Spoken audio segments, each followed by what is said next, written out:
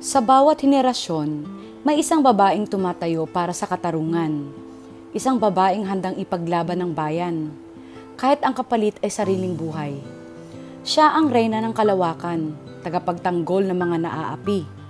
Siya si Darna. Mula kay Rosa del Rosario hanggang kay Jane de Leon, kilalanin ng mga Pinay na nagbigay buhay sa pinakamakisig na superhero sa kasaysayan ng pelikulang Pilipino. Alin sa kanila ang pinaka-iconic para sa'yo? Tara, balikan natin ang makasaysayang paglipad ng mga babaeng naging Darna.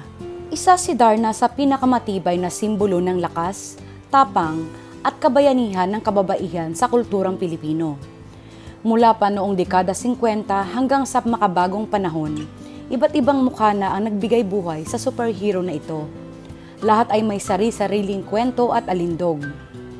Ang pinakaunang Darna sa pelikula ay si Rosa del Rosario noong 1951. Siya ang nagbukas ng pinto para sa iba pang kababaihan na gaganap sa papel ng isang babaeng may taglay na kapangyarihan.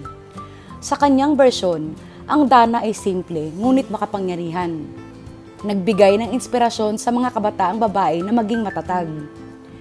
Pagsapit ng 1960s, pinasa ang bato kay Liza Moreno na naging pangalawang Darna sa pelikula. Sa gitna ng panibagong henerasyon, siya ang naging mukha ng bagong pag-asa.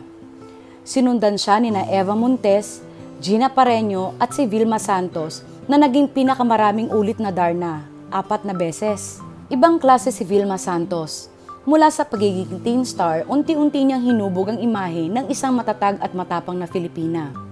Sa kanyang paglipad bilang Darna, ipinakita niya na ang kababaihan ay pwedeng maging bayani, hindi lang sa pelikula kundi pati sa totoong buhay. Dumaan din sa mata ng bato sina Lorna Tolentino, Rio Locsin at Anjanette Abayari na may kanya-kanyang estilo ng pagpapalipad at pakikipaglaban sa kasamaan. Ngunit nang sumampa sa telebisyon ng Darna, isang panibagong reyna ang umangat, si Angel Locsin noong 2005. Sa teleseryeng Darna ni Angel ay naging napakalaking hit. Umabot sa milyon ang taga-subaybay gabi-gabi. Matapos nito, ipinasa naman ang bato kay Marian Rivera noong 2009 na nagdala ng ganda at lakas sa papel ng tagapagtanggol ng bayan.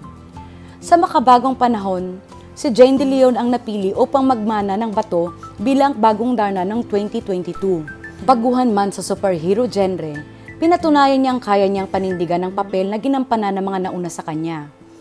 Ang bawat Darna ay sumasailalim sa henerasyon ng kanyang panahon. Mula sa simpleng tapang hanggang sa makabagong kabayanihan, hindi lang sila lumipad sa himpapawid, kundi lumipad din sa puso ng bawat Pilipino. Sino kaya ang susunod na Darna? Isa lang ang sigurado, hindi kailanman mawawala ang pangangailangan sa isang babaeng handang ipaglaban ng tama at sumigaw ng, "Ding! Ang bato!"